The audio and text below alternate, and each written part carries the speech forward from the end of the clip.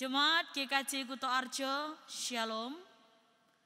Majelis Jemaat mengucapkan terima kasih kepada jemaat yang berkenan mengikuti ibadah secara online pada saat ini. Jika jemaat rindu memberikan persembahan, dapat ditransfer melalui rekening atas nama Bendahara GKJ Kuto Arjo atau langsung ke kantor gereja pada saat jam kerja. Dapat juga melalui pengurus di kelompok dan pepantan masing-masing. Mari kita datang menyembah kepada Tuhan, kita memulai ibadah kita.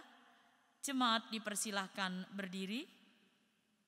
Kita memuji nama Tuhan dari Kidung Jemaat nomor 15, bait yang pertama, berhimpun semua.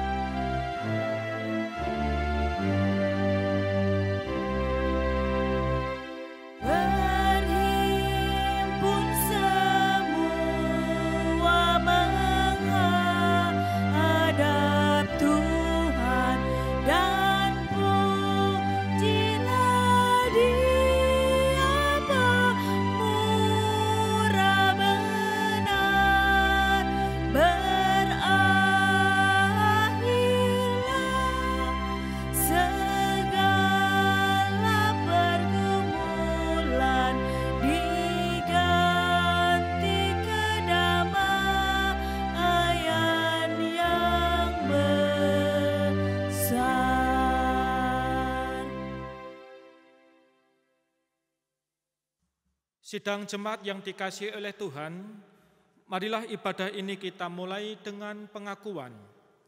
Pertolongan kita adalah dalam nama Tuhan yang menjadikan langit dan bumi.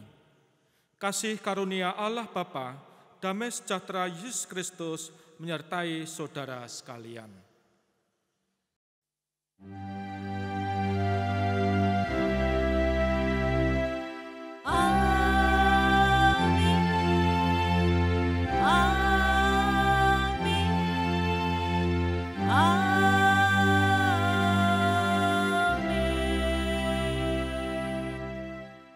Kita memuji nama Tuhan, Kidung Jemaat 427, Kusuka menuturkan.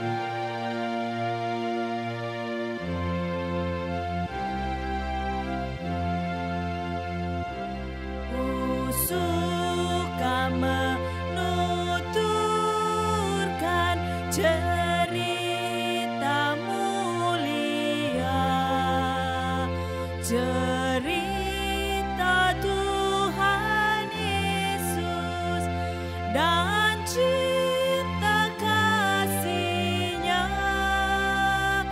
Ku suka menuturkan cerita yang benar,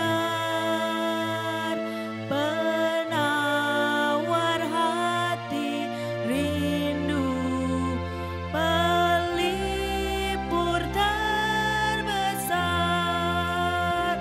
Ku suka menuturkan, ku suka memasyurkan cerita Tuhan Yesus dan cinta kasih-Nya.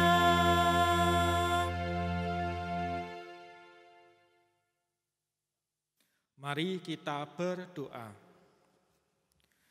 Ya Tuhan, di hari Minggu ini kami hendak menyambut sabda dan firman-Mu. Berkati hati kami semua, Dalam nama Tuhan Yesus Kristus kami berdoa. Amin. Sidang jemaat yang terkasih, bacaan Alkitab diambil dari Lukas 4 ayat 21 sampai 30. Lukas 4 ayat 21 sampai 30 yang berbunyi. Lalu ia memulai mengajar mereka, katanya, pada hari ini genaplah nas ini sewaktu kamu mendengarnya. Dan semua orang itu membenarkan dia, dan mereka heran akan kata-kata yang indah yang diucapkannya. Lalu kata mereka, bukankah ia ini anak Yusuf? Maka berkatalah ia kepada mereka, tentu kamu akan mengatakan pepatah ini kepadaku, hai tabib, sembuhkanlah dirimu sendiri. Perbuatlah di sini juga, di tempat asalmu ini, segala yang kami dengar yang telah terjadi di Kapernaum. Dan katanya lagi, aku berkata kepadamu, sesungguhnya tidak ada nabi yang dihargai di tempat asalnya. Dan aku berkata kepadamu, dan kataku ini benar, pada zaman Elia terdapat banyak perempuan janda di Israel, ketika langit tertutup selama 3 tahun dan 6 bulan, dan ketika bahaya kelaparan yang hebat menimpa seluruh negeri.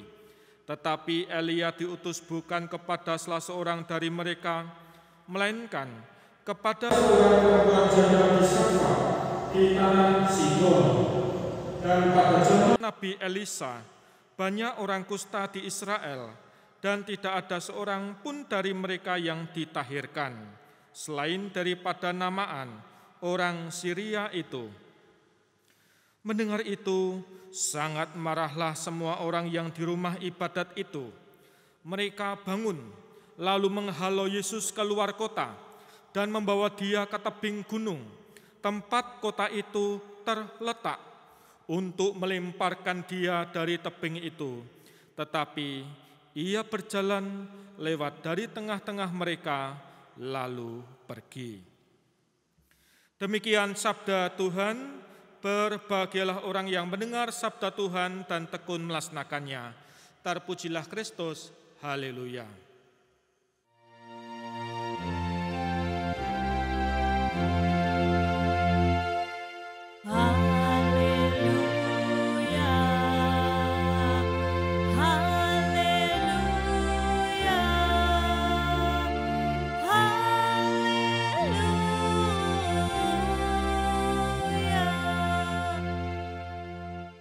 Saudara-saudara yang dikasihi oleh Tuhan, saat ini hampir semua orang sudah memiliki HP, handphone, gadget, dan menggunakan berbagai macam media sosial, entah Facebook, Instagram, WhatsApp, dan sebagainya.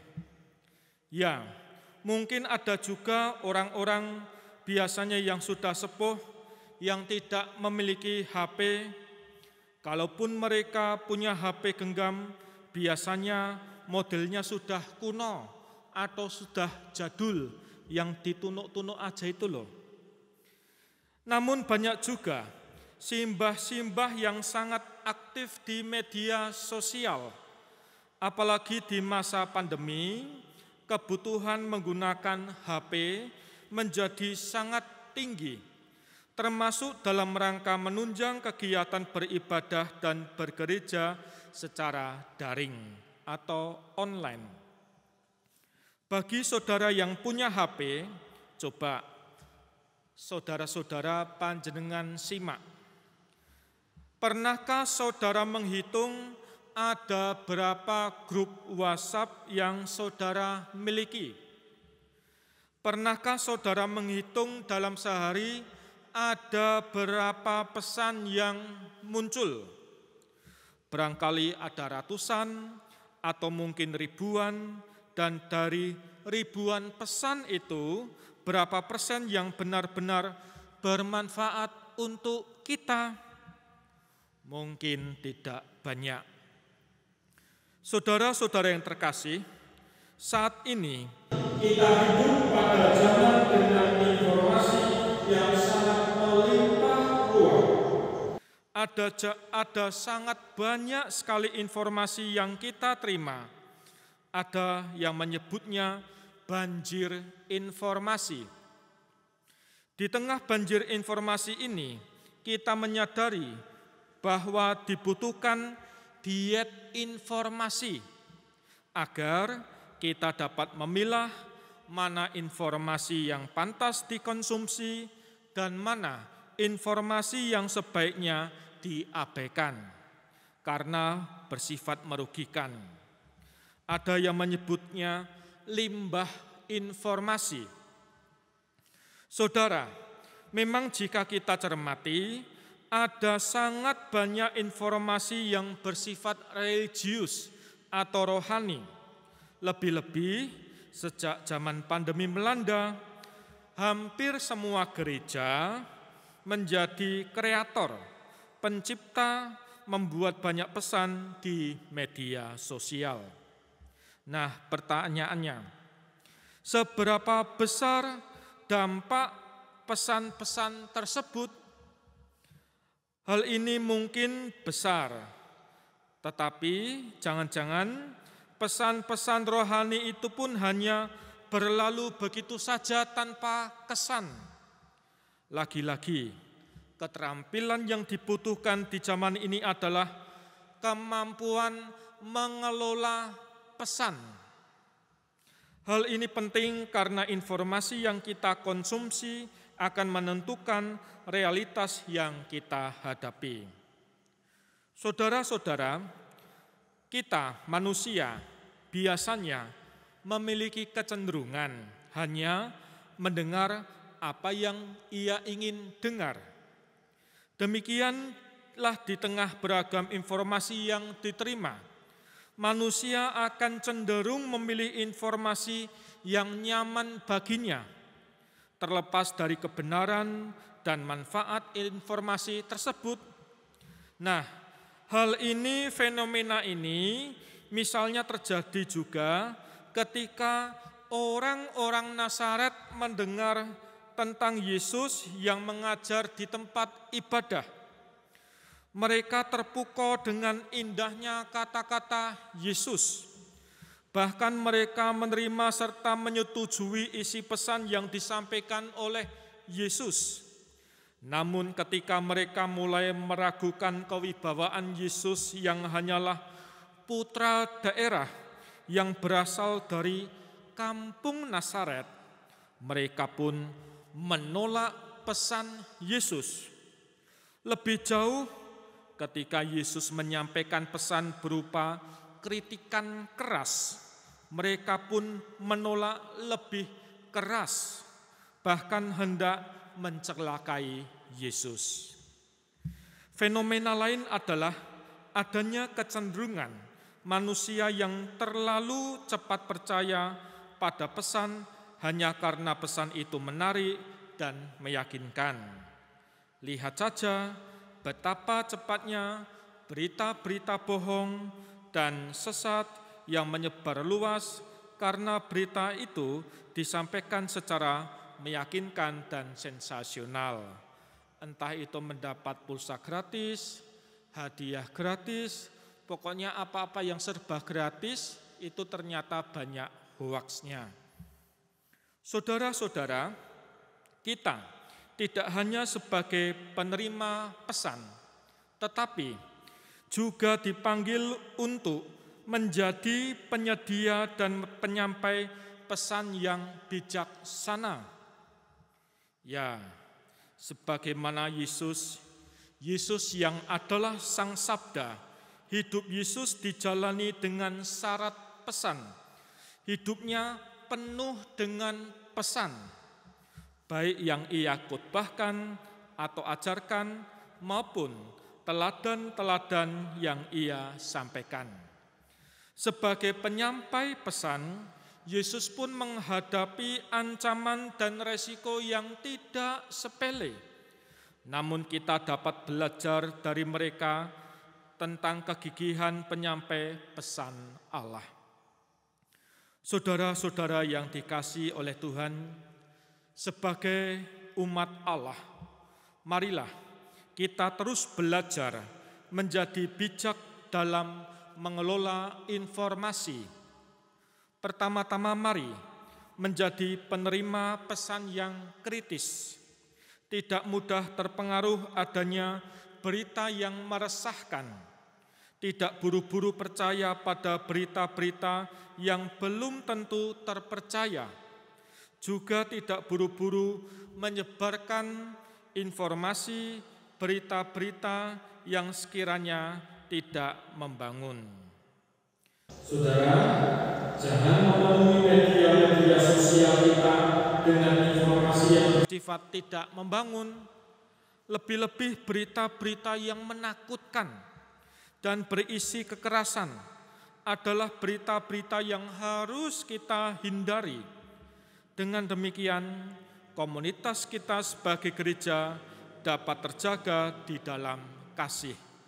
Kasih itulah yang dapat melindungi komunitas lingkungan kita dari berbagai terpaan berita-berita yang negatif. Sidang jemaat yang terkasih, panggilan untuk menjadi penyampai pesan-pesan kebaikan tak hanya bagi mereka yang bermain di media sosial atau yang punya HP saja, tetapi juga bagi kita semua yang hidup di dunia nyata, di dunia sebenarnya, di dunia real. Barangkali ada orang yang merasa tidak mampu melakukannya. Namun firman Tuhan hari ini menegaskan bahwa yang pertama-tama dibutuhkan bukan keterampilan atau kemampuan, melainkan kesediaan serta kasih kepada Allah. Meskipun panggilan itu tidak mudah, yakinlah bahwa Allah senantiasa menyertai dan memampukan kita. Mari saudara-saudara, kita bersaksi di tengah banjir informasi. Tuhan menguatkan kita. Amin. Saat teduh untuk kita. Saat teduh selesai. Jemaat dipersilahkan berdiri. Marilah sebagai bagian dari umat Tuhan di dunia dan di segala zaman, kita mengingat dan menegaskan kembali iman kita dengan mengucapkan ulang pengakuan iman rasuli yang demikian. Aku percaya kepada Allah Bapa yang Maha Kuasa, Khalik langit dan bumi, dan kepada Yesus Kristus anaknya yang tunggal Tuhan kita, yang dikandung daripada Roh Kudus, lahir dari anak darah Maria, yang menderita di bawah pemerintahan Pontius Pilatus, disalibkan, mati dan dikuburkan, turun ke dalam kerajaan maut. Pada hari yang ketiga bangkit pula dari antara orang mati, naik ke surga, duduk di sebelah kanan Allah Bapa yang Maha Kuasa, dan akan datang dari sana untuk menghakimi orang yang hidup dan yang mati. Aku percaya kepada Roh Kudus, gereja yang kudus dan am, persekutuan orang kudus, pengampunan dosa, kebangkitan daging dan hidup yang kekal. Dipersilahkan duduk. Mari kita berdoa. Ya Tuhan, pimpinlah kehidupan kami, pimpinlah anak-anak kami di tengah segala godaan tantangan yang ada. Mereka dapat meniti masa depannya dengan tekun ketika sekolah, kuliah, bekerja, berkeluarga, mencari pasangan jodoh, ataupun yang bergumul dalam mencari pekerjaan. Kami serahkan dalam tangan pengasihan Tuhan. Demikian juga kami ya Tuhan, sebagai orang tua, berkati kami, beri kami kebijaksanaan yang terbaik, dapat mencari nafkah dengan sebaik-baiknya. Kecukupan keluarga, kami percaya Tuhan akan memberikannya. Orang tua, para lansia, adiuswo yang tidak bersama dengan kami, Tuhan berkati, apapun keadaannya, beri kekuatan, rasa rindu kepada Tuhan selalu berserah kepadamu. Bangsa dan negara Indonesia juga Tuhan berkati, pimpin para pemimpin bangsa, demikian juga berilah kami hati yang patuh sebagai rakyat warga negara Indonesia kepada para pemimpin kami. Dalam nama Tuhan Yesus Kristus kami berdoa. Amin. Bapak, Ibu, dan Saudara yang dikasihi Tuhan, mari kita bersyukur atas pemeliharaan Tuhan dalam hidup kita dengan membaca dari Amsal 3 ayat 9-10 yang berbunyi demikian. Muliakanlah Tuhan dengan hartamu dan dengan hasil pertama dari segala penghasilanmu, maka lumbung-lumbungmu akan diisi penuh sampai berlimpah-limpah dan bejana pemerahanmu akan meluap dengan air buah anggur. Mari kita iringi persembahan kita dengan memuji nama Tuhan dari Kidung Jemaat 365 bait yang pertama, Tuhan ambil hidupku.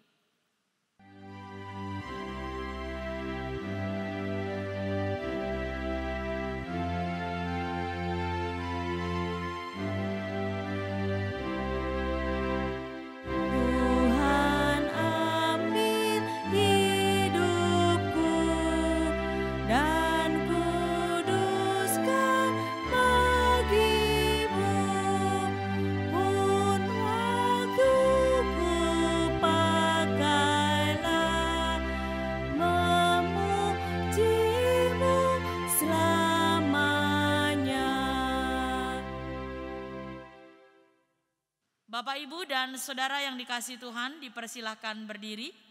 Kita akan datang kepada Tuhan membawa persembahan kita dalam doa. Mari kita berdoa. Ya Tuhan, terimalah persembahan syukur kami ini, yaitu umat yang telah Engkau selamatkan.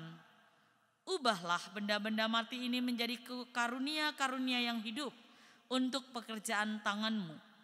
Demi kelebaran kerajaan-Mu, dan ajarlah kami selalu untuk dapat mempersembahkan hidup kami kepadamu. Kami berdoa di dalam nama Tuhan Yesus yang mengajar kami berdoa. Bapa kami di dalam surga, dikuduskanlah namamu, datanglah kerajaanmu, jadilah kehendak-Mu di bumi seperti di surga. Berilah kami pada hari ini makanan kami yang secukupnya, dan ampunilah kami akan kesalahan kami, seperti kami juga mengampuni orang yang bersalah kepada kami. Dan janganlah membawa kami ke dalam pencobaan, tetapi lepaskanlah kami daripada yang jahat. Karena Engkaulah yang empunya kerajaan dan kuasa dan kemuliaan sampai selama-lamanya. Amin. Saudara-saudara, kita memuji nama Tuhan, Kidung Jemaat 400, Kudaki Jalan Mulia, tetap doaku inilah.